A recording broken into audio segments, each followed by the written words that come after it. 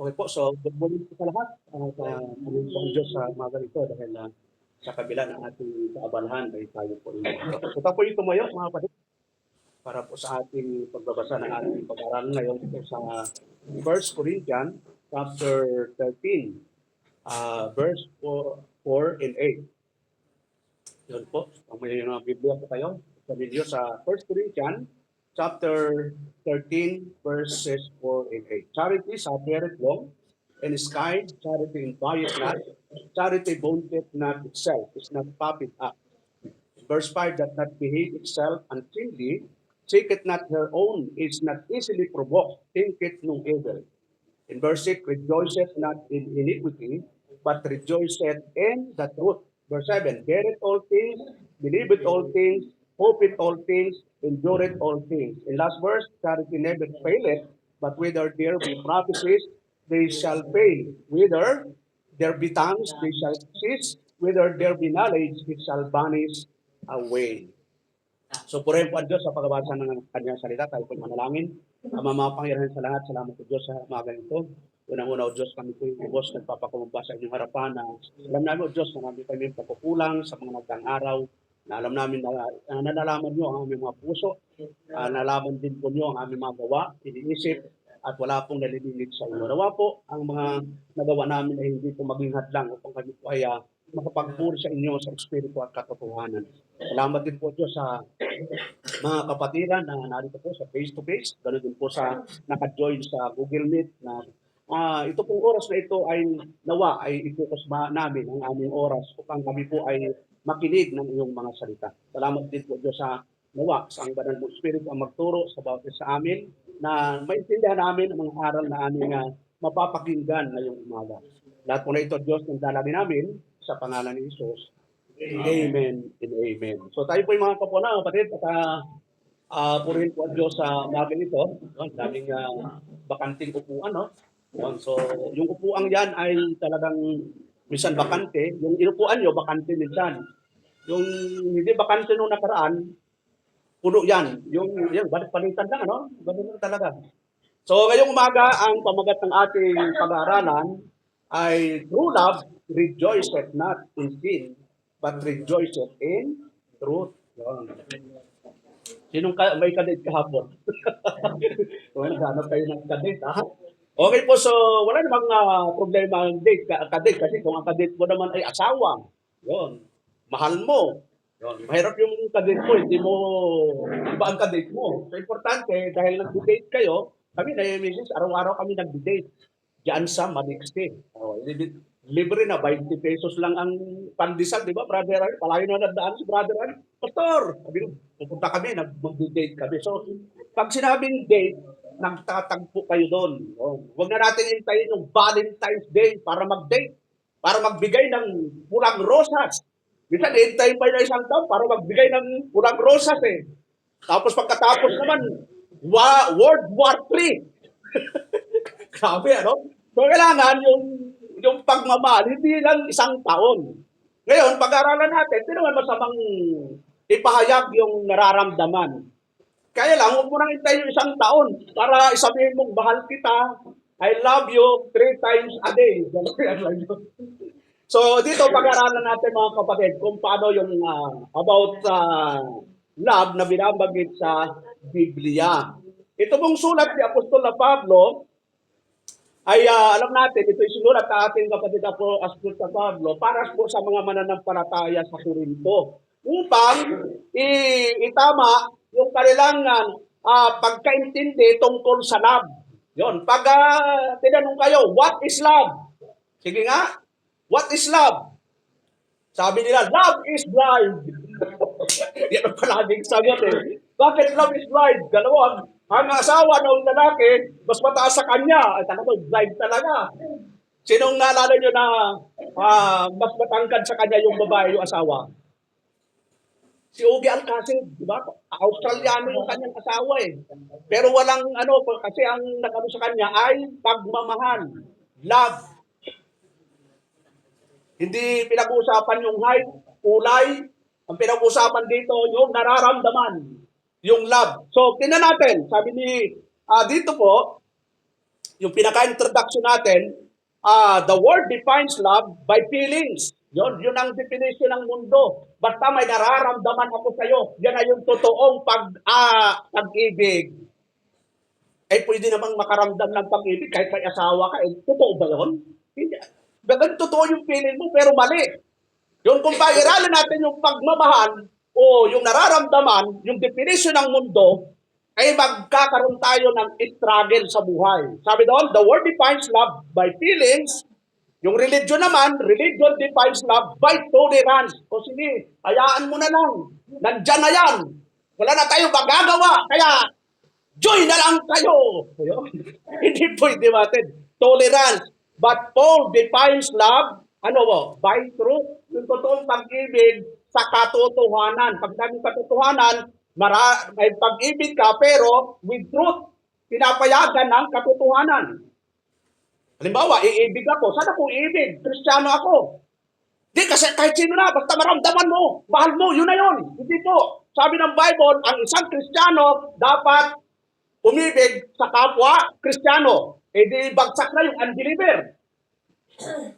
Kapwa Kristiyano, kapwa mananampalataya in truth, mga kapatid. Sabi doon, in dispensation of grace, love does not celebrate sin. Yon. Sa ating kapanahunan, kapag totoo kang nagmamahal, hindi mo ikinatutuwa yung kasalanan. Love does not silence in truth. Kapag nagmamahal ka, ipinapahayag mo yung katotohanan, hindi ka secret agent. Saan ka member, Brad? Diyan lang. Saan ba? Basta diyan lang. Hindi mo masabing na member ka ng Primitive Baptist Committee. Alam ba nila mga kapatid na dito ka member? O hindi nila alam?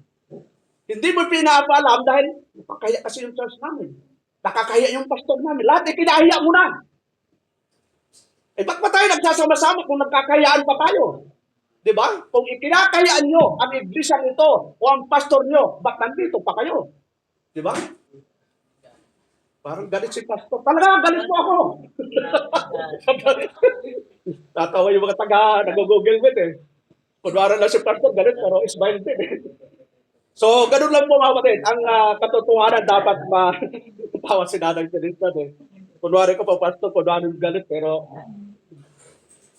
hindi ka nagagalit. Sabi doon, love does not compromise doctrine. Yon. Kapag totoong nagmamahal, hindi ikino-compromise yung doktrina, yung aral. Pagbawalan ka na ng lahat ng tao, basta tumayo ka sa katotohanan. Yan ang totoong pag-ibig. What truly love is? Yon, punta na po tayo, yung totoong pag-ibig. Ano ba yung totoong pag-ibig? Yung binasa natin. Ang sabi doon, sa Tagalogin na natin, kasi nabasa na natin sa English, sabi doon, ang pag-ibig ay mapagpahinuhod. Yon. At magandang loob. Ang pag-ibig ay hindi nananaghili. Ang pag-ibig ay hindi nagmamapuri. Yon, hindi ka nagmamalaki. Alam mo, ang ganda ng asawa ko. Miss Universe. Ayun ang mga asawa. Alam mo, gwapo ng asawa ko. Mr. Universe. Aba, nagtampo yung Miss Universe saka Mr. Universe. Eh, paano kung ang asawa mo ay ako? Alam mo, ang asawa ko, hindi ko ipakakilala sa'yo. Bakit? Nako, ako nga nasusuka sa kanya. Huwag naman mga kapatid. Kahit hindi naman kagwapuhan, hindi kagandahan. Bigay ng Diyos sa iyan. Huwag mong mamalitin. Sabi doon, hindi nagmamahurupuri, hindi mapagpalalo. Kaya yung totoong pag-ibig, hindi nagmamataas. May humility, may humbleness. Kung ano yung weakness natin mga kapatid, kung ano yung mga pagkukulang natin, aminin natin. At tandaan po natin sa lumang tipan, sinabi ng ating kapatid na doon sa 2 Chronicles, chapter 7, verse 14, isa po sa dapat ginagawa ng mga mananampalataya yung maging humble, magpakumbaba. Ano po yung sabi niya sa 2 Chronicles 7:14? If my people, siyempre, at tinutukoy pong people dito, yung chosen nation by God, yung Israel, which are called by my name, shall humble themselves. Ano yung gagawin daw? Humble themselves. So walang kayabangan, walang angas. Yun, alam mo, Brad, alam na alam ko na yan.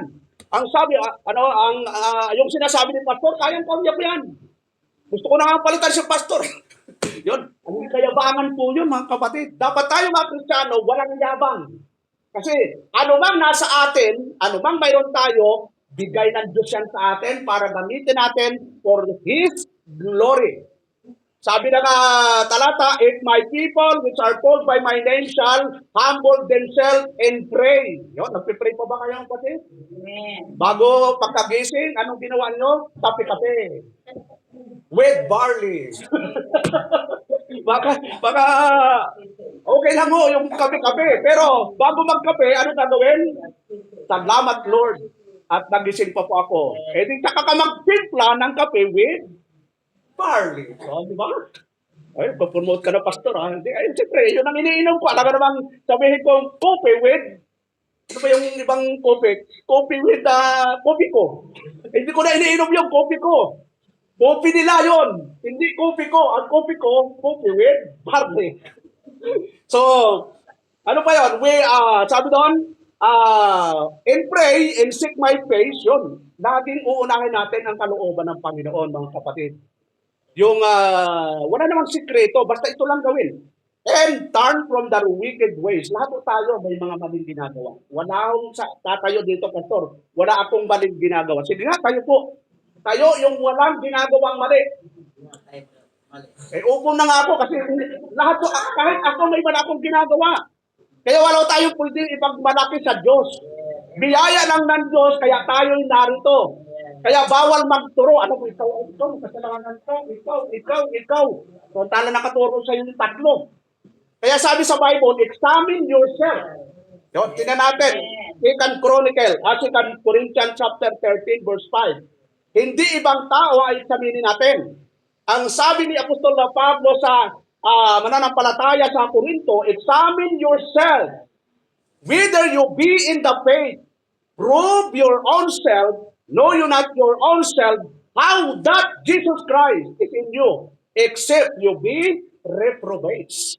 Sabi ng ni Apostol Pablo, siyasatin ninyo ang inyong sarili.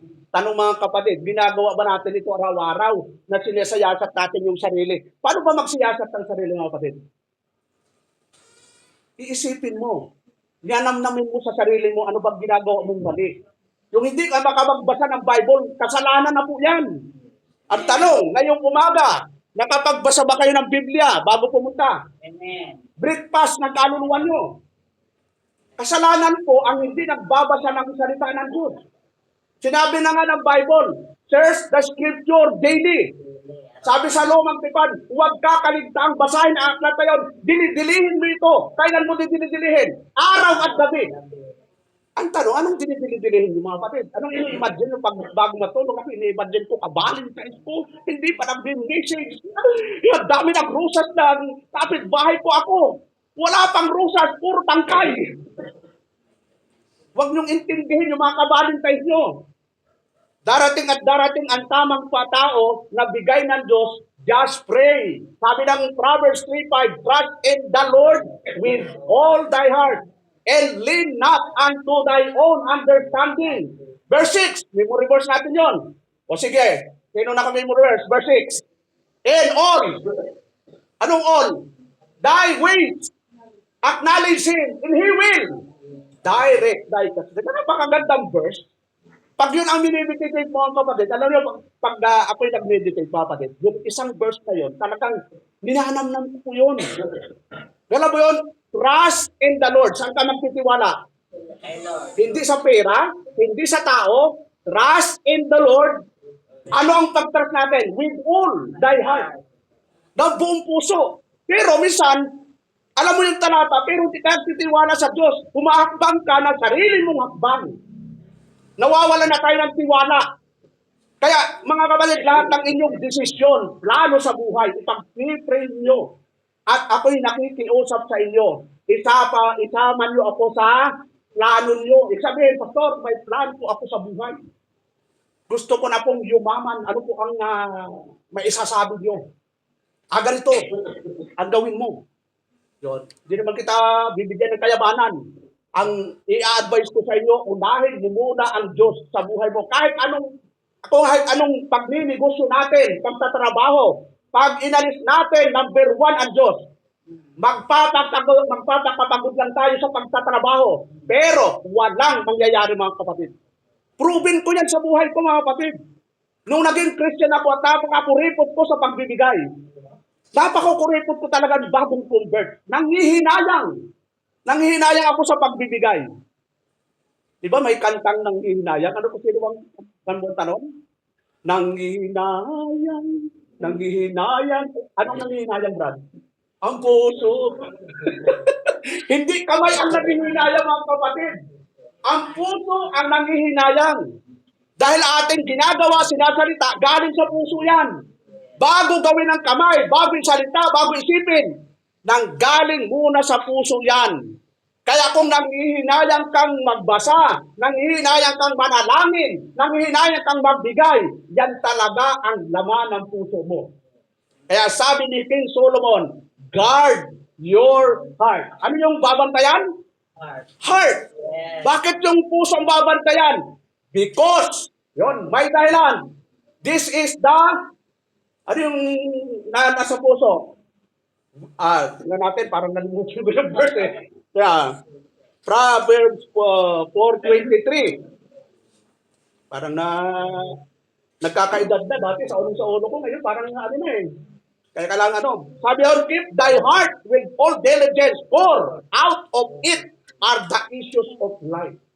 Lahat pala ng issue ng buhay, nagsisimula sa puso, hindi sa nguso. Kaya nga naging chismosa, dahil galing yan sa puso. Pumatay ka dahil galing yan sa puso. Nagtumit ka ng adultery dahil yan galing sa puso. Yon, nagalit ka sa kapatid mo, galing lahat sa puso yan. Kaya sabi ng Panginoon, dito mo natin sa Mark chapter 7. Napakahirap po yung kalagayan ng puso natin. Mark chapter 7 verse 21, ano po yung sabi ng ating Panginoon? For whom within out of the heart of men proceed evil thoughts. Ano yung nagagaling sa puso? Adulteries, fornication, murders. Sapagkat mula sa loob, mula sa puso ng mga tao, lumalabas ang masasamang pag-iisip. Isip pa lang mga kapatid. Yan pala'y galing sa puso. Ano pa? Mga pakikiapid. Mga pagnanakaw. Uso ngayon ang pagnanakaw. Saan po? Gobyerno. Flood control. Ano ba yung control? Birth control. Ano ba yung mga ibang control, Brad? Self-control. Dapat doon tayo sa self-control. O kaya birth control. Ano pa mga control? Maraming dapat kontrolin. Pero sabi doon, mga kasakiman. Yun, ito po, yung covetousness mga kapatid, yung para sa Panginoon, hindi mo maibigay. Ang tawag pala doon ay kasakiman. Ang sabi ng Panginoon, ang sa Diyos, ibigay ang sa Diyos, ang kay Cesar, at ang sa Diyos ay sa Diyos. Yun. Napakaliwanag. Huwag mong kukupitin yung sa Diyos. Akala mo, makukupitan mo ang Diyos, di mo alam yung mga nangyayari sa buhay mo, kinukuha na pala ni Lord yung para sa Kanya, 100 times pa. Kala mo, makukupitan mo ang Diyos, no? Nanay mo, tatay mo, nakupitan ko ang tatay ko. Di ba yung mga pantalo ng tatay, nakasabit lang yan sa sa tabi-tabi. Yung anak naman, ate, sekreto lang, tayo lang ang kaalam, ate. Dumukot ng 50 pesos, ate. Dukot ka rin, ate. O dalawa silang magkukutsaba, kinuha yung 100, 50-50, ilang dalawang magkapatid. Hindi ba nyo alam na pag nanakaw na po yun? Mga bata, huwag niyong kukupitan yung mga magulang nyo. Kapag may pitaka, magpapaalam na, Daddy, pahingin ng 50. O hindi bahala kung mag-desisyon kung bibigyan kayo, pero huwag mong kukupitan. Out. Anak ni Brother Ariel, papapakit. Huwag kayong kukupit sa magulang. Ganon din tayo mga Kristiyano, huwag natin kukupitan si Lord kung ano yung blessing na dumating. Yun. Iisipin agad natin magkano yung sa Panginoon. Maliit pan malaki, huwag kang manghihinayang na ibigay. Alam ng Diyos ang problema natin. Siguradong mas alam ng Diyos kung anong solusyon ang ibibigay niya. Huwag mong uunahan ang Diyos sa desisyon. Sinabi ng Diyos, Ang sa Diyos ay sa Diyos. Ang kay Cesar, ang kay Cesar. Hindi mag-aatubili ang Diyos na ilapat yung ilapat sa atin. Kung blessing yan, ilalapat talaga sa atin. Kung faithful tayo, mararamdaman mo yun. Pag hindi ka faithful, mararamdaman mo rin. So, ano pa natin? Punta po tayo doon sa, sabi doon, sa verse 6. Sabi doon, rejoiceth not in iniquity. Yun yung totoong pag-ibig, hindi nasisiyahan sa kasalanan. What is sin, mga kapatid? Ano ba ang kasalanan? Nandito po ang definition sa 1 John 3:4. Tingnan po natin ang Biblia. 1 John 3:4. Sabi ni Apostol Juan, whosoever committed sin, transgresseth also the law.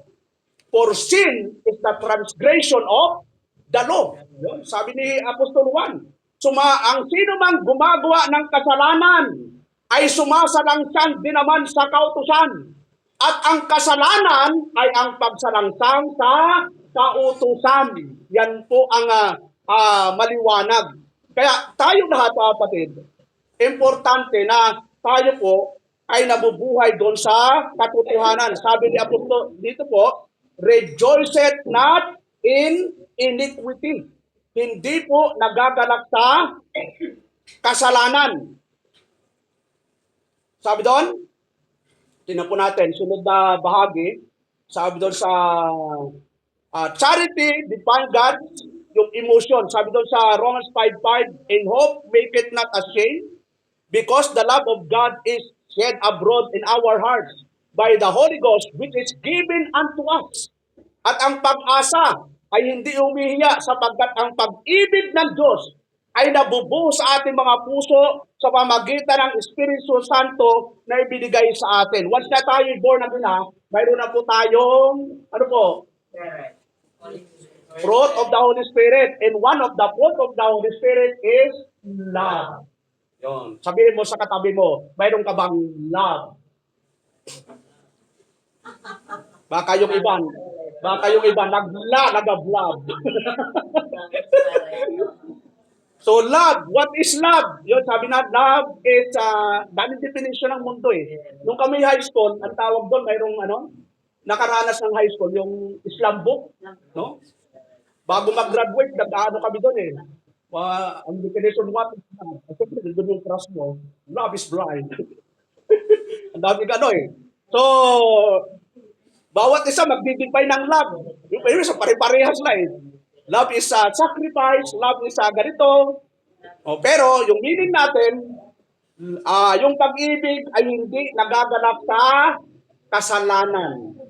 Sabi ni Apostol na Juan. Tingnan natin yung Romans 12:9, mga kapatid.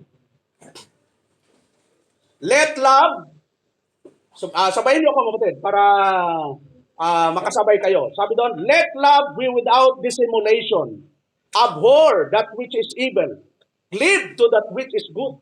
Ang pag-ibig ay maging walang pagpapaimbabaw. Ito po yun, mga may asawa. Yun. Dapat ang pag-ibig natin sa mga asawa natin ay hindi mapagpaimbabaw, hindi mapagkunwari. Yun, kailangan ang nararamdaman talaga natin ay totoong pagmamahal. Ang hirap pong mag-asawa nang nagpukunwaring mahal mo. Yun. Hindi magandang magsama yung wala namang nararamdaman, nagsama kayo. Yun. Ang tawag po doon, napipilitan. Kaya hindi maganda rin yung rito-rito. Hindi rin magandang rito-rito. Ako, ang daming nirito sa akin. Problema, wala naman akong nararamdaman. Doon pa lang sa church namin, dami nire-rito sa akin sa ganito, ganoon. Wala naman akong nararamdaman. Ang tagal nga namin magkakasama. Minsan, nagkakasama kami sa pagkain. Ang tawag, ang sabi ka siguro kayo na Brother Robin, hindi magkasama lang kami kumain, ikaw naman, may conclusion ka kaagad eh. Alam mo naman tao, judgmental, no? Nakita lang kayo magkasama, siguro may relasyon na kayo. Ganun ang tao. Pero, anong sabi doon? Let love, ang pag-ibig ay maging walang pagpapaimbabaw. Kung totoong mahal mo ang isang tao, patunayan mo. Yun, dapat talagang nakikita sa gawa. Lalo na tayong mga lalaki. O lahat ng lalaki tingin dito. Yung totoong lalaki. Yung hindi totoong lalaki, huwag nang tumingin. O, pag mahal natin ang asawa natin, ipakita natin in action. Hindi lang yung, I love you 3 times a day. I love you more than sa ganito, million times.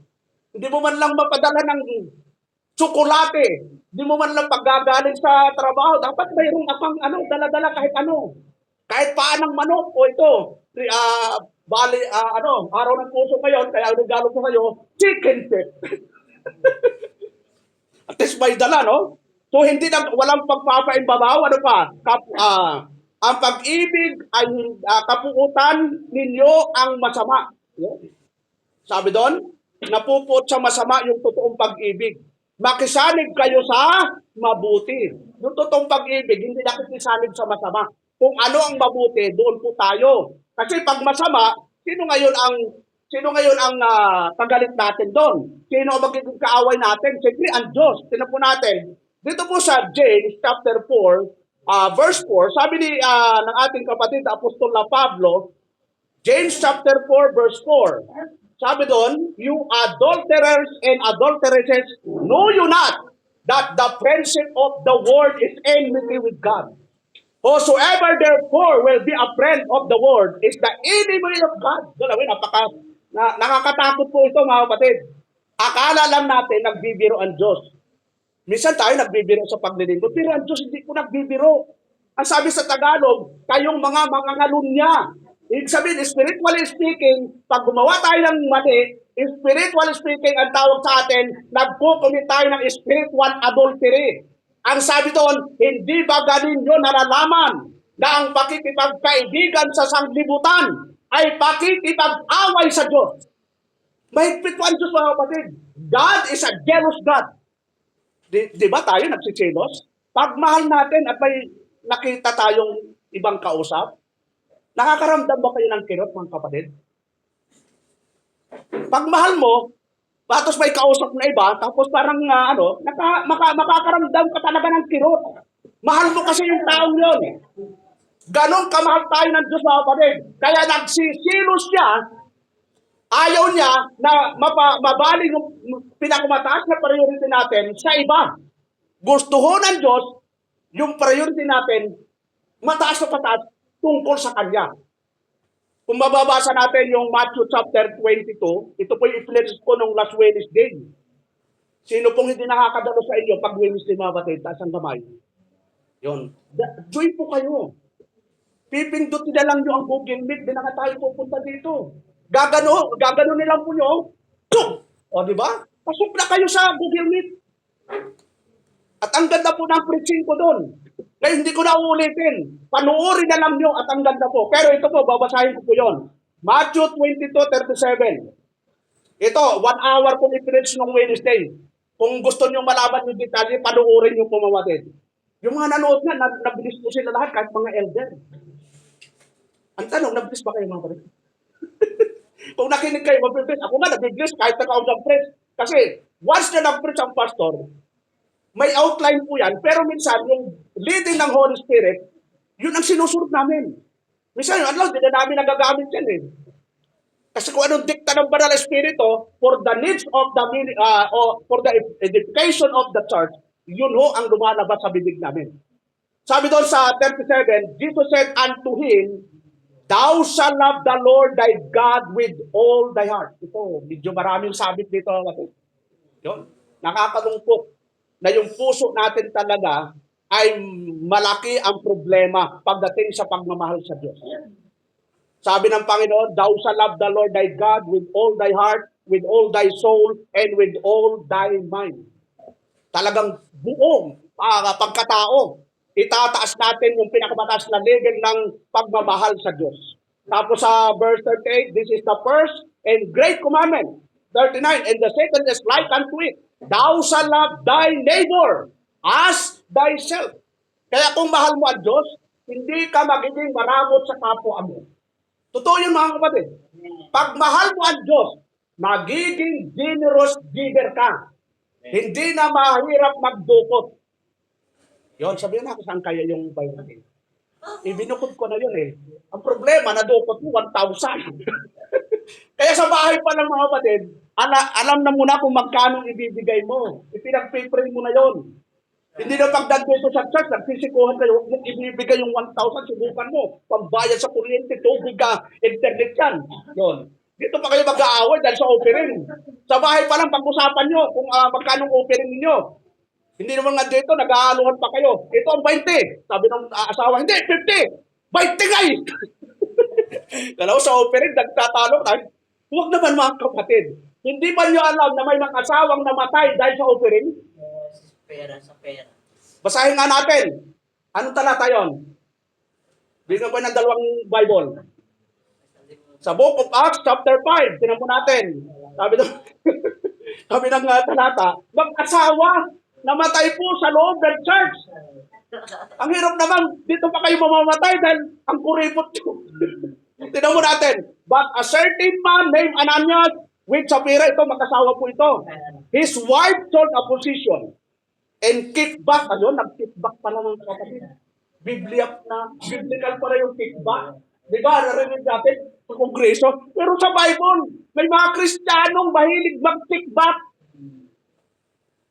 Aray ko, tinamaan ako, pastor. Pagbuti na, tinatamaan ka eh. Paano kung lumampas sa'yo?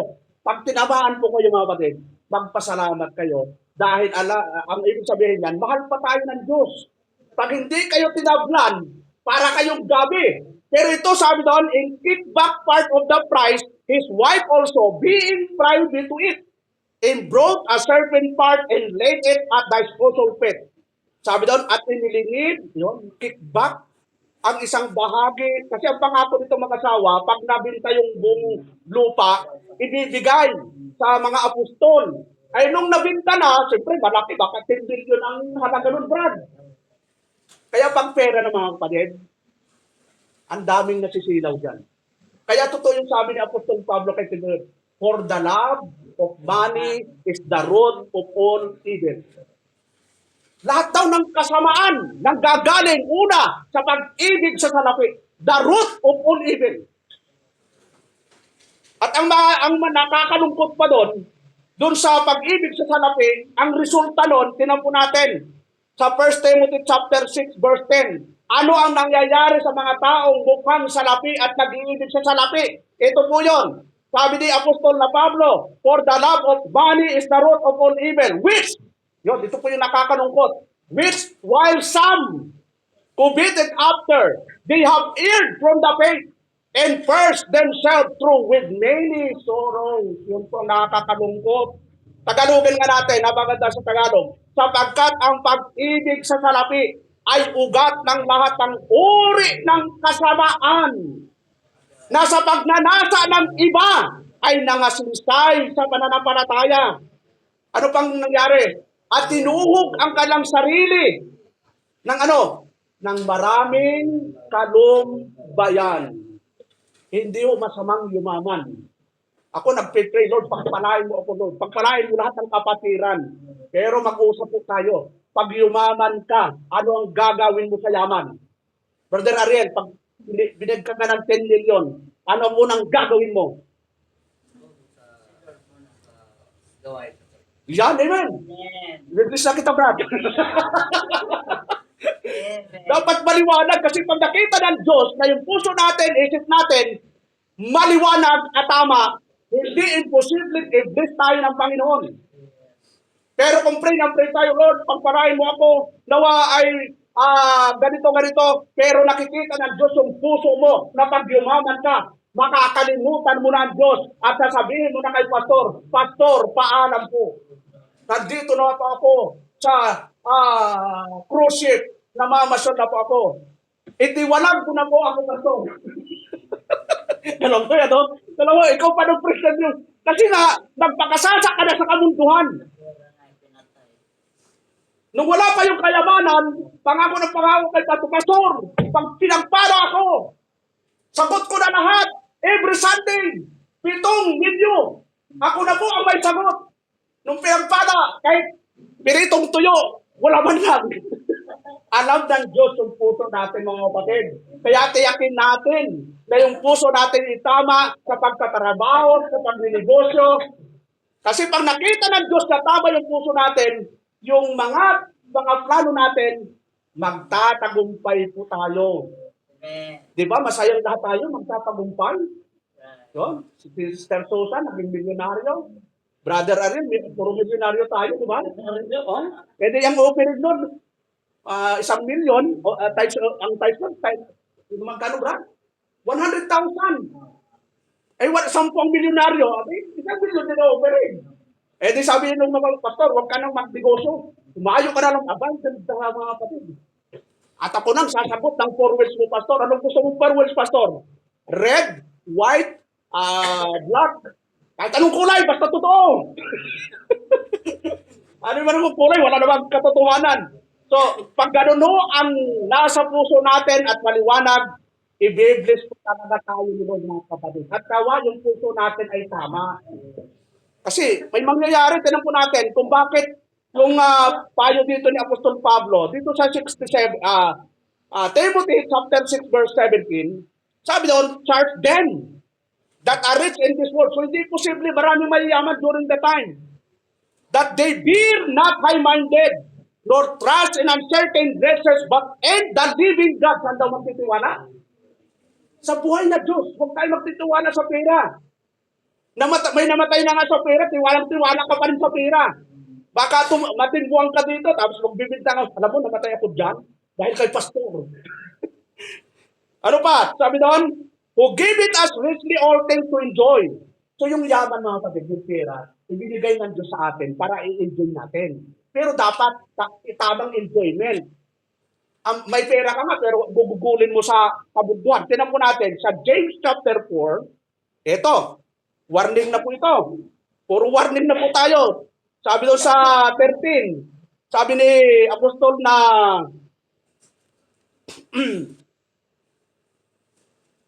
atin na po natin.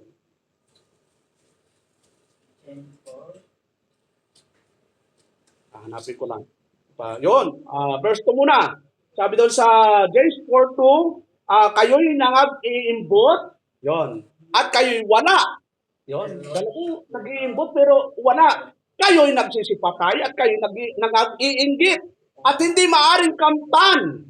Kayo'y nakikipag-away at nakikipagbaka. Kayo'y wala sapagkat hindi kayo nagsisisi. Ang tanong nga pa din, nag-pray na ba tayo sa Lord? Nabigyan tayo ng kailangan natin? Kailan po? Tagal na. O verse 3, ito po. Sa mga nag-pray ng mga blessing. Sabi doon ni Apostol Santiago, you ask, yun, and receive not. Gala mo, humingi pero hindi nakakatanggap. Bakit daw hindi nakakatanggap? Because, may dahilan, you ask amiss that you may consume it upon your lust. Yun, kayo'y nagsisihingi at hindi kayo nagsisatanggap sapagkat nagsisihingi kayo ng masama upang gugulin sa inyong mga kalayawan. Yun, kung pagpapalain tayo ng pagkakas, huwag na natin gagamitin sa kalayawan. Pag pinagpala tayo, ilagay natin sa number 1 ang Panginoon. Number 2, makatulong sa kapwa mananampalataya. Kita mo yung mga Macedonian church, mga kapatid. Ito good example, mahirap na iglesia pero good model of giving. Kaya po natin sa chapter 8 kung paano sila magbigay. At ano ang kondisyon nila kung bakit nakakapagbigay sila sa kapwa iglesia. Ang sabi doon sa verse 1, moreover, brethren, we do you to wit the grace of God bestowed on the churches of Macedonia. How that in great trial, mayroon silang great trial sa iglesia yon. Sabi doon, of affliction, the abundance of their joy, and their deep poverty. Ito, nakakaawa itong iglesia ito. Great trial, at nasa deep poverty. Pero ano yung ugali nila sa giving, mga kapatid? Abounded unto the riches of their liberality. Yon, masyado silang mapagbigay. Pag ikaw anak ng Diyos, di ba, ang Diyos mapagbigay. Di ba? Sino nakakasulo ng John 3:16? For God so loved the world. Period ba yun, mga kapatid? Hindi po period yun. That He gave His only begotten Son, that whosoever believeth on Him should not perish but have everlasting life. Ang ibinigay ng Diyos, hindi basta-basta. His only begotten Son. Kung kayo po ang may anak na, isang anak lang, at di-request po, kaya ba niyong ibigay? Si Abraham, ginawa din niya. Di ba sa Genesis 22, ganun katindi ang pananampalataya ni Abraham. Genesis 22. Sabi dito, and it came to pass after these things that God sent Abraham and said unto him, Abraham, and he said, behold, here I am. And he said, take now thy son, thy only son Isaac, whom thou lovest, and get thee into the land of Moriah, and offer him. Gano'n ka sakit sa kanya yung mga kapatid. Ang i-offer ni Abraham, yung sarili niyang anak. So sabi niya, for a burnt offering upon one of the mountain which I will fill thee. Ibig sabihin mga kapatid, pag nagmamahal tayo sa Diyos, hindi na mahirap magbigay. Pusa na lang yun. Kaya lang tayo mahirap magbigay, baka hindi talaga ibinibigay natin sa Diyos yung puso natin. Baka may kariban ang Diyos sa buhay natin. Tingnan po natin, bago na gawa ng Macedonian Church, yung generous giving, may ginawa po sila. Ito po yun, 2 Corinthians chapter 8, verse 5. Ano yung sabi doon? And this day did that as we hope, but first give their own self to the Lord and unto us by the will of God. Ano ang unang ginawa nila mga kapatid? Bakit nakapagbigay sila ng talagang pagbibigay na tao sa puso kahit mahirap sila? Ibinigay muna nila ang buhay nila sa Diyos. Kasi pag hindi mo ginawa ito, kahit anong preaching ni pastor, matitisod ka lang. Nandiyan na naman si pastor, ilag. Nandiyan, kakanan si pastor, kakanan, ilag dito, ilag ka ng ilag. Huwag kang umilag, mga kapatid. Saluhin mo yung pangangaral. Magpasalamat ka. Salamat, Lord, at pinapalahanan mo ako. Ito yung ginawa ng mga mananampalataya during the time. Acts 2, no, 37. Nung nasaktan sila sa pangangaral, tinan mo natin, matinding pangangaral ni Apostol Pedro, nasaktan yung mga nakikinig, pero yung mga nakikinig, hindi nagtampo sa pangangaral. Hindi sila nagtanim ng sama ng loob. Anong ginawa nila? Ito yon. Now when they heard this, they were pricked in their heart. Alam mo? Pricked in their heart. Ano sa Tagalog? Nang marinig na nila ito, ay nangasaktan ang kanilang puso.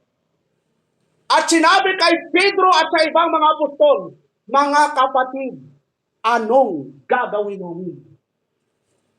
Iniintay ko yung ganung mga salita, mga kapatid. Masaya po ang pastor na yung mga kapatiran hihingi po ng advice sa pastor. Nag-a-approach pastor, may idudulog po ako sa inyo. Pwede po niyo ba akong i-counsel? Nalalaman po sa iba ka pa nagpapa-counsel sa unbeliever. Napakasakit po sa pastor yun.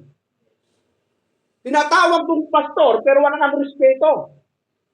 Ang respeto sa pastor, magpa-counsel ka naman. Kasi pag ginawa mo ang mali, saka ka magpapa-counsel, pastor. I-counsel mo na ako. Bakit?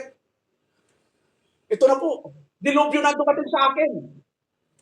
Saka ka magpapa-counsel pag ginawa mo na ang mali. Hindi mo pa ginagawa, magpa-counsel ka muna. Pastor, ano pong masasabi mo dito? May inano po akong negosyo. Pero 1 million ang investment, tatama po ng 10 million. Okay ba yung pastor? Huwag ka nagpapawi, scam yan. 1 billion, tatama ng 10 million? Grabe ah. Maganda ho, sumali, nagbigay ka ng pera, may kapalit na product, walang scam doon. Halimbawa, nagbigay ka ng 1,000, binigyan kita na ng glutathione, na pag inom mo, kung mabuti ka agad. Maganda yun, may kapalit. Kasi naman nagbigay ka ng 1 million, wala na ito ni Dad, after ng 1 month, 10 million, yung 1 million mo. Nako, ang daming naloko, teacher, mga professional pa naluloko dyan. Diba? Mga pulis, mga nag-opisina. Ang tatalino, pero naluloko.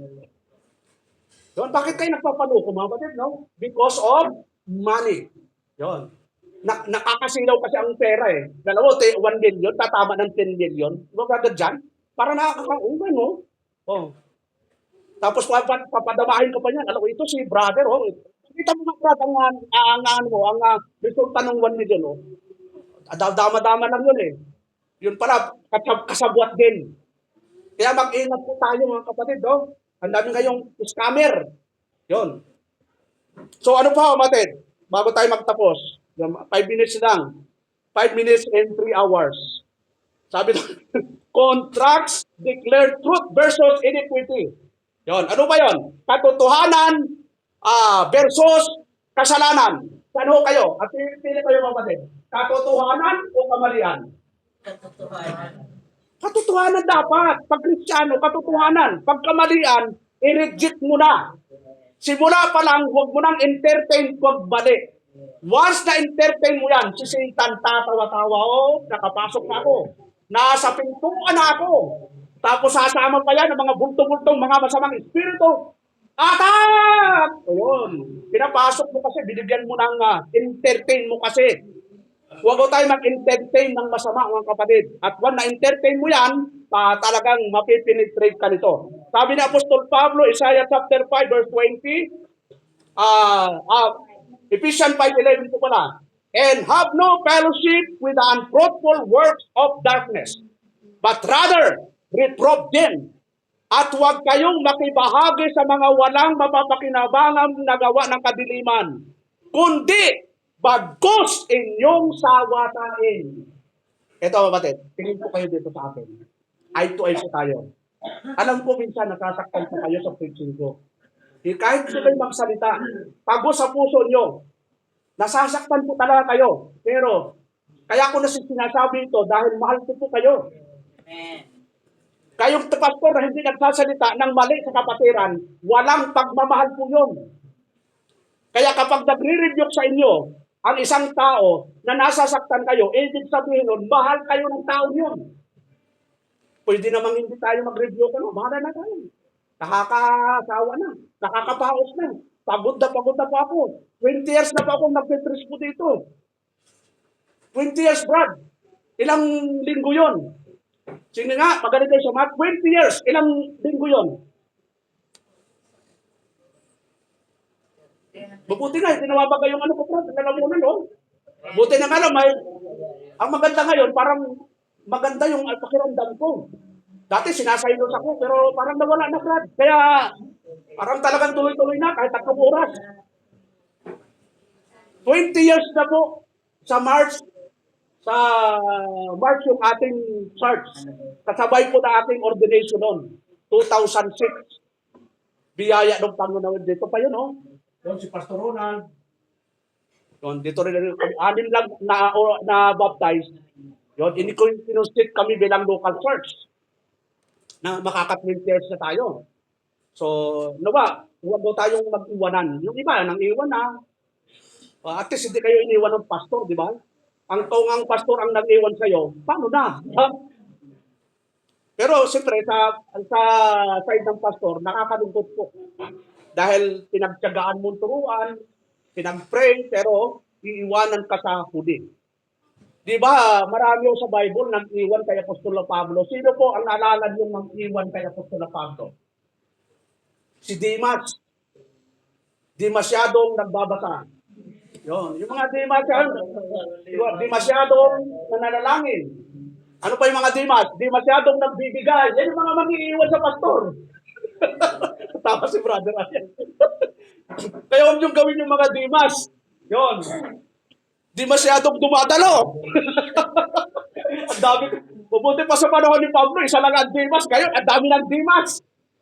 So, dapat ay full-fledged tayo, full-force tayo mga kapatid. Kasi ang church, hindi po lang si pastor. Ang iglesia ay kalipunan ng mga mananampalataya. Sa bahay po, sino mga may bahay sa inyo, hindi lang po si nanay dapat ang nagwawalis, nagluluto, naglalaba.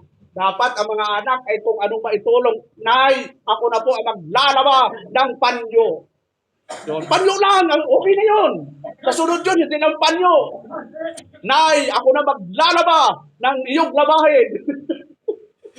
So, ang bahay po mga kapatid, binubuo ng tatay, nanay, anak. Ngayon, kung wala ng tatay, nanay at anak na lang. Kung wala ng nanay, tatay, anak na lang. O kaya asawa. Pero maganda ho, may unity sa loob ng bahay. May pagkakaisa. Amen. Nadi-divide po yung mga trabaho. At siyempre, responsibilidad ng tatay yun. Anak, ikaw yung maghuhugas ngayong umaga. Yon. Ako, ginagawa ko yung amen. Kahit isang linggo ang hugasan, di ko hinugasan. Siya ang nakasign. Totoo po yun. Hindi ko hinugasan. Siya ang nakasign eh. Di ba? Kasi inassign ko na talaga siya. Ikaw talaga tagapaghugas. Ikaw rin magluto. Pag hindi siya nagluto, wala kami kakainin. Kaya maliit pa lang, na-train na yan.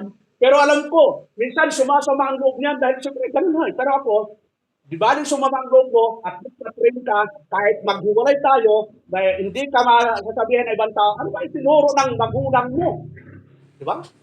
Kasi ang hirap nun, pag hindi natin naturuan ng mga anak natin, pag ibang tao na ang kasama niyan, ang malalabot yan kung sino yung magulang.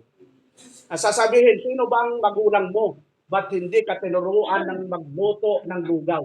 Yun. Siyempre, madali namang lugaw. Tubig lang yan. Pakuluan. Tapos, lagyan mo konting asin. Halu-haluin mo. Lugaw na po talaga yun.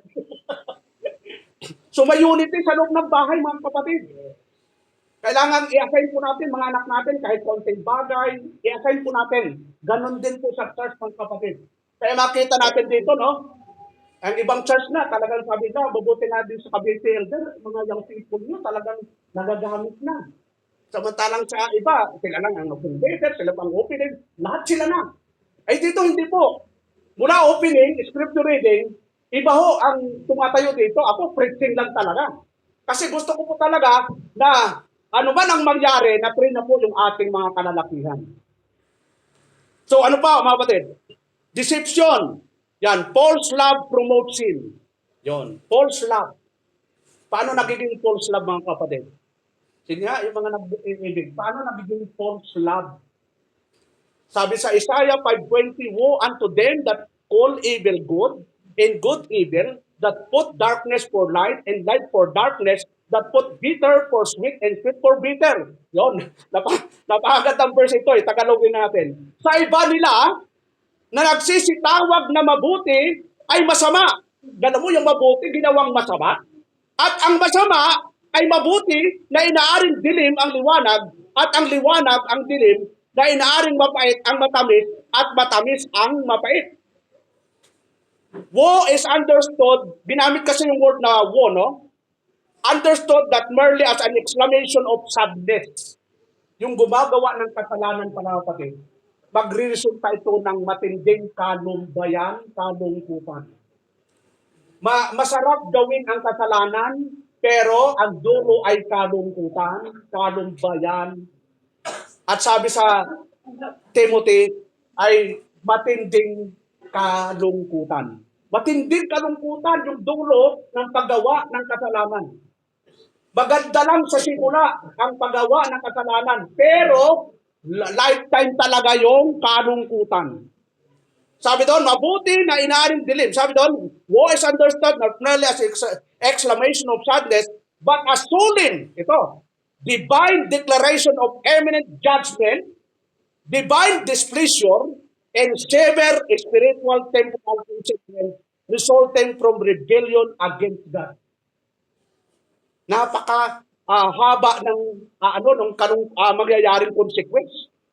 Warning, yon ito, nabanggit kasi yung woe, divine judgment, hypocrisy. Tingnan natin yung Matthew 23, mga kapatid. Verse 13. Matthew chapter 23, verse 15. Ito, rebuke po ng Panginoon sa mga Pariseo, Saduceo. Sabi doon, but woe unto you, scribes and Pharisees, hypocrites, for you shut up the kingdom of heaven against men, for you neither go in yourself, neither suffer you them that are entering to go on. Datapat sabi ninyo, mga eskriba at mga Pariseo, mga mapagpaimbabaw. Nasabihan ba kayo mga kapatid na mapagpaibabaw? Ano ibig sabihin ng mapagpaibabaw? Yun. Kunwari, plastic, napaka-hipokrito mo naman. Yun, ang tawag ng Panginoon sa mga eskriba, ito mga aral ito. Mga teacher of the law. Pero sabi ng Panginoon, hypocrites, sinasarhan ninyo ang kaharian ng langit laban sa mga tao sapagkat kayo hindi nagsisipasok at nagsisipasok man ay ayaw ninyong bayaang makapasok. Ganun po katindi ang pangangaral ng ating Panginoon. Hindi ho siya nanginging sabihin yung totoo. Masaktan man o hindi. Ang sarap sa pakiramdam mga kapatid na kapag may nagre-rebuke sa iyo, yun po yung sign na minamahal ka ng tao yun. Magtaka ka kung mali na yung ginagawa mo tapos okay lang. Alam mo, okay lang yan. Go. Kasabahan pa kita. Will. Ano yung sa, Brad? Sa voltage 5? Let's voted. Dala mo yan? Magkaisa na kayo. Saan kayo nagkaisa? Sa kasamaan. Hindi dito upo di mga friend. Kahit ka-close pa kita, kahit asawa ko pa. Di ba niyo alam na ang asawa ko, siya ang unang nire-review ko? Kahit si Amir. Siyempre, because hindi ko naman nire-review sila in public. Pero personally, tinataas ko yung level ng aming standard bilang kami ay pamilya na nandito po sa church. Kung hindi lang magawa, magre-resign na lang po ako as a pastor. Kasi ang unang qualification ng pastor, dapat yung asawa ay may submission sa asawa. Yun. Kapag si Mrs. wala ng submission, magpapaalam na po mga kapatid. Ito na po ang huling linggo kong pangangaral. Kasi si Mrs. na po ang pastora sa rectangle. Kasi nga, ayaw na magpasa ko, babayaan mo sila na mong pastora, di ba? Kasi once na yung asawa wala ng submission sa asawa, yun po yung danger. Yung tinatawag na Jezebel spirit na po yun. Ibig sabihin, na wala na po yung ng Panginoon. Tinan po natin mga kapatid. Yung rule ng babae, 1 Corinthians chapter 11. Simulan natin sa verse 1. Sabi doon, be your followers of me, even as I am of Christ. Now I praise you, brethren, that you remember me in all things and keep the ordinances as I deliver them to you. Ito natin, verse 3. But I would have you know. Sa Tagalog, dapat ibig ko na inyong maalaman na ano po? Na ang Pangulo ng bawat lalaki ay si Kristo. Mga lalaki, ang head natin si Kristo. At ang Pangulo ng babae ay ang lalaki. Hindi sinabi dito ang Pangulo ay babae. Lalaki ang Pangulo ng babae. At ang Pangulo ni Kristo ay ang Diyos. Yung tinatawag na order of authority. May mga lalaki, ang tawag sa kanila under desire. Pero wala naman yan. Importante doon, kahit nagpapalitan tayo ng usap, bayaan natin ang lalaki ang mag-decide doon sa final na desisyon. Kung parusahan man siya ng Diyos, at least nagpa-submit ka doon sa asawa mong lalaki. Hindi rin pag sinabi ng asawa ang lalaki, ito ang gusto ko. Gusto mo yan, ako hindi ko gusto yan. Ganun pa? O ito papel. Pirma ka dyan. Mula ngayon, wala tayong pakialaman.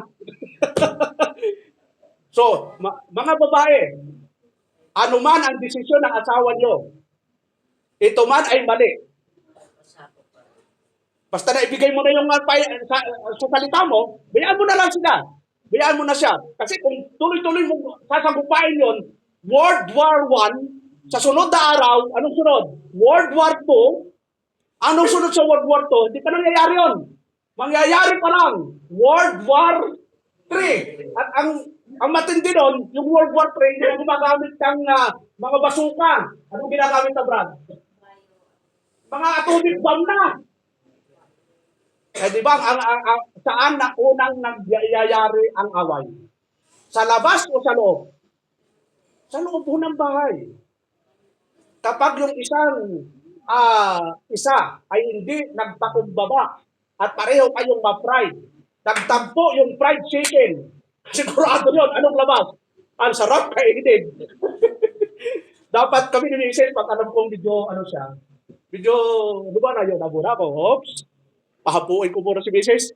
medyo mataas ang intensity. Intensity 10. Ay ako yung intensity 1, medyo walang ano.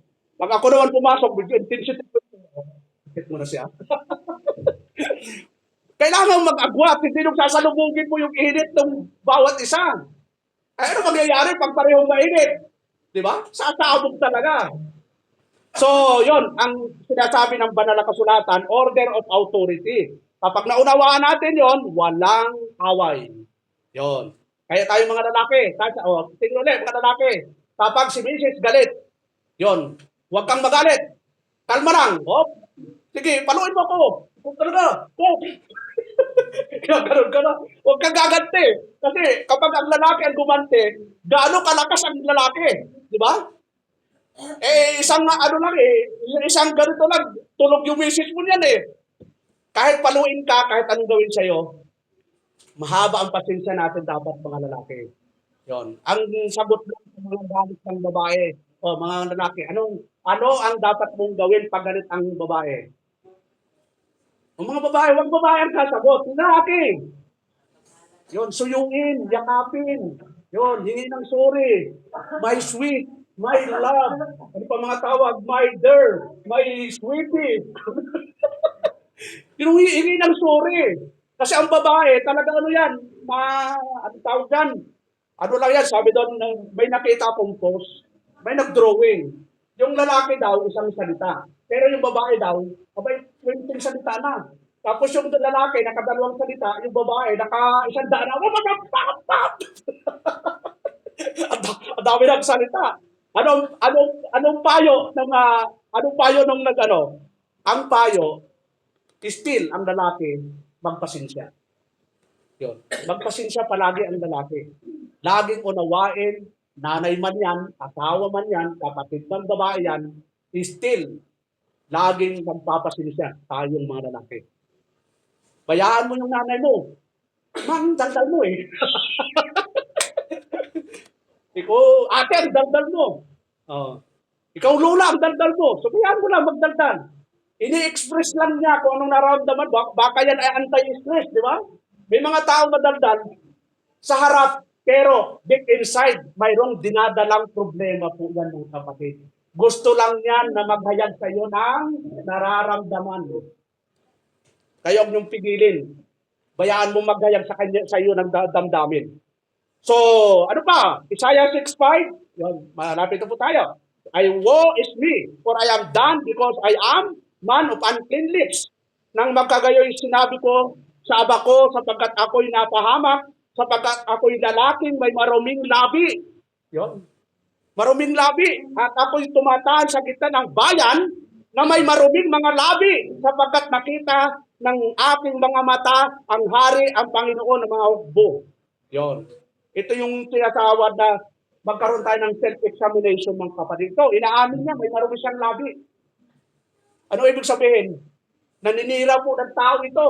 Ang dumi ng labi nito. Yung dila natin ay mas makamandag pa yan sa ulupong. Anong alam yung makamandag mga kapatid? Anong alam yung hayop na mababangis? Ahas, leon, tigre, leopard, yung mga nasa kagubatan. Pero lahat yan ay mapapaamo ng tao. Isa lang po ang hindi napapaamo ang tao. Ano po yun? Dila natin. Kahit anong gawin mo yan, kahit putulin mo yan, yung tira niyan, gaganon-ganon pa rin yan. Yun. Kaya tayo dapat nagpipigil, self-control. Ano pa yan? Woe as a warning against causing division. Woe unto the world because of offenses. It must be. With that offenses come, but woe to that man by whom offenses cometh. Sa abaan ng sanlibutan, dahil sa mga kadalahanan ng pagkatisod. Ayan mga kapatid. Dapat hindi nakakatisod tayo. Yun. Kung tayo ang nakakatisod, anong sabi ng Panginoon? Mabuti pa sa iyo ang talian ng bato at ihulog sa dagat. Yun. Kung ikaw yung pinatitisuran. Kaya mag-ingat po tayo sa ating lifestyle. Yun. Kaya sabi ng Panginoon, Matthew 5:16, mag-ilaw kayo sa sanlibutan ito. Bakit to? Napakahirap ng buhay natin Kristiyano. Kasi pag wala na po yung testimony natin, ang sabi ng Panginoon, mabuti pa sa iyo ang talian ng bato at ihulog sa dagat kaysa matisod ang kapatid mo. Kaya iingatan natin yung kilos natin, yung salita natin, baka nakakatisod na. Okay lang kung matisod ka sa pastor. Dahil talagang tinitisod ko minsan talaga mga kapatid. Ang Panginoon mismo, nung nangaral, ilan lang ho ang natira sa kanya dahil nangatisod. Ilan lang ang natira sa Panginoon mga kapatid? 12. Libo-libo yung nakinig sa kanya. Pero nung nagsalita, 12 natira. Sabi ng Panginoon, kayo ba'y aalis din ba? Anong sabi ni Pedro? Saan kami pupunta nun? Walang problema ang matisod. Kaya lang, ilang taong ka na dito, matitisurin ka pa rin? Sa realidad, sino ang matitisurin mga kapatid? Matanda o bata? Mga bata. Hindi ka naman bata na eh. Ilang taon na kayo dito. Yon, matitisod ka ba sa preaching ko? Nakatingin kasi sa akin, basta para akong tinatamaan eh. Mabuti, tinatamaan pa pa. Eh paano kung wala na? So iwasan natin yon. So ano pa? Yung tinatawag nating sabi sa Romans 1:32 na bagamat nalalaman nila ang kautusan ng Diyos na ang mga nagsisigawa ng gayong mga bagay ay mga karapat-dapat sa kamatayan. Yung alam mo yun mga kapatid, pag ginawa natin yung kasalanan, ang sabi ng Bible, nararapat ang kamatayan ay hindi lamang gayon ang ginagawa, kundi naman pinapayagan ang mga nagsisigawa ng mga yaon. Kaya dito mga kapatid, hindi natin pinapayagan, kaya nag-preach tayo. Ang hirap kaya mag-preach ng ganito mga kapatid, tapos ginagawa mo yung kasalanan. Hindi natin pinapayagan, kaya nga nag-preach tayo. Para gawin mo man yan, hindi na natin hindi na karga di konsensya. Kaya ano po sa bahay, di ba? Sino po ang madaldal sa bahay? Lalaki o babae? Bakit ho daldal ng daldal yung babae? Bakit ho dapat di ba ang naninirmon yung lalaki, pero sino ang mananinirmon? Babae. Ano ginagawa niyo mga lalaki? Ba't di kayong naninirmon? Eh paano yung lalaki? Sinisirburan din. Kaya naninirmon yung mga magulang natin, mga anak. Kaya dito mga anak, kung bakit tayo sinisirmunan, kasi nga may ginagawa tayong mali. Pagmamahal po tayo ng Diyos sa atin yan, ng mga magulang. 2 Timothy 4:3, sabi doon, sapagkat darating ang panahon na hindi nila titiisin ang magaling na aral, kundi pagkakaroon nila ng katinang tainga, ay magsisibundon sila sa kanilang sarili na mga burong ayon, sa kanilang sariling masasamang kita. Yun. Sunod po yung encourage. Sabi sa Galatians 4:16, I am therefore become your enemy because I tell you the truth. Kaya nga ako'y bagay naging kaaway ninyo sa pagsasabi ko sa inyo ng katotohanan. Yun. Di ba? Parang masakit to talaga sa pastor mag-preach. Ang hirap po. Minsan, pag marami akong business dito na tinamaan yung kapatiran, inismiss po ako eh. Dito, mga member po mismo dito. Nagsumbong naman yung kapatid pastor, inismiss kami sister. Mukha ka raw pera. Kalaw sakit talaga sa akin nun. Kasi nag-preach po ako ng about giving, halos isang buwan siya hindi dumadalo. Hindi ko naman sinasadya na, hindi ko naman alam na dadalo siya. Eh nung dumalo, siya raw pinapatamaan. Mukha daw akong pera. So, pinausap ko siya. Nung nagpipreach ako, hindi ko alam na dadalo ka. Walang pinapatamaan yun. Ang preaching ng pastor, 1 week before, ay piniprepare na po namin yan. Pagkatapos namin ng Sunday, Monday, nagpiprepare ulit kami for Sunday. Eh kung sasadyain namin punta na lang kita sa bahay. Diba? Mayroon pa rin siya, yung helping ministry, na magayong labi, dahil kumain ng tuyo. Ako na naman ang may kasalanan. Nako, si pastor talagang nagbigay pa ng tuyo. Tapos magayong labi ko. Lahat ka sa pastor ang burden.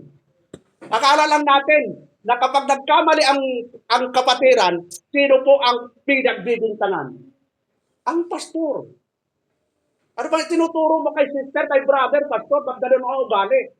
Sa akin po ang balik. Kaya minsan, umiiyak na lang po ako kay Lord. Lord, kunin mo na po, Lord. Hindi ko na po kaya. Parang ang bigat sa dibdib eh. Na salita ng salita ka sa pulpito, pero may mga kapatirang parang walang pakiramdam. Parang hindi nararamdaman yung nararamdaman ng pastor. Kaya nga kami, pastor, kaya kami nangangaral para maituwid yung mga mali natin. Tapos minsan, sasamahin pa natin ng pastor. Sa halip na magpasalamat, wala pa nga gumagawa sa akin, pastor, salamat sa preaching. Mamaya, sabihin naman yung mga kapatid. Yun. Wala man lang nagsabi, salamat sa preaching. Minsan, nakatigin pa, sama pa.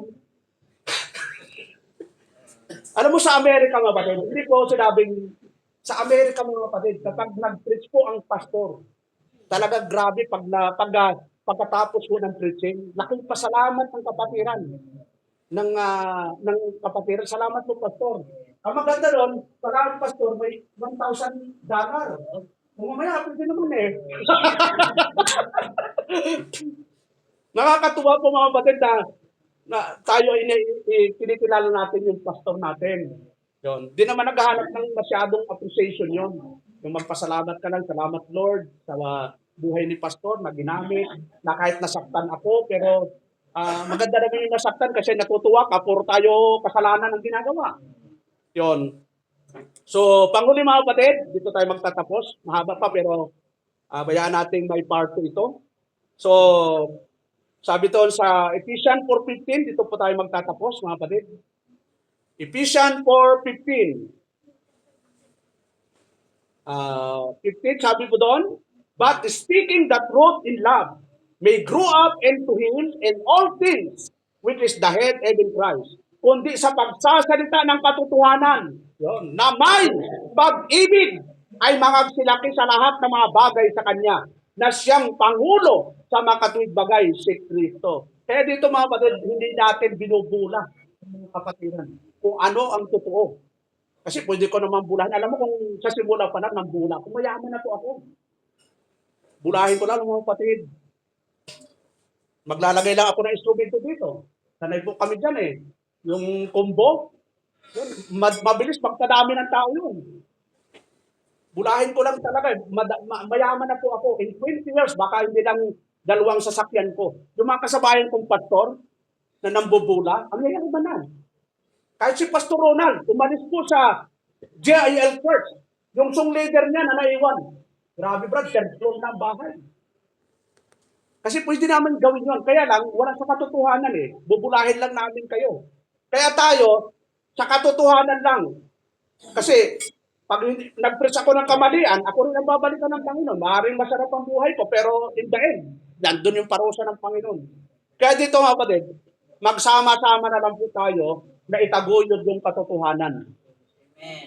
Malay natin, dumating na ang Panginoon bukas, di ba? Kaya sabi doon, huwag mukang makakasigura. Makakasigura, hindi natin alam ang bukas. Kaya kung anong magagawa mo ngayong araw na ito, gawin na natin the best. Huwag mo sabihin, bukas sa pastor. Bakit? Alam mo pong buhay ka pa bukas? Sa isang linggo na lang, pastor. Ano ang palaging sagot? Mga kapatid, kung luluubin ng Diyos. Yun. Kung luluubin ng Diyos. So, yun lang po mga kapatid. At tayo po tumayo at tayo po manalangin. Salamat po Lord sa umaga nito, sa iyong mabutihan, sa iyong biyaya. Salamat po Lord sa mga salitang amin na pag-aralan. Masakit man ito Lord, ay naway magkaroon kami ng humility na matanggap namin ng mga aral mo na magbibigay sa amin ng tamang landas patungo sa paglilingkod sa iyo Lord. Tama na titira po ng oras, kayo po ang mangunat gumabay sa pangalan ni Jesus.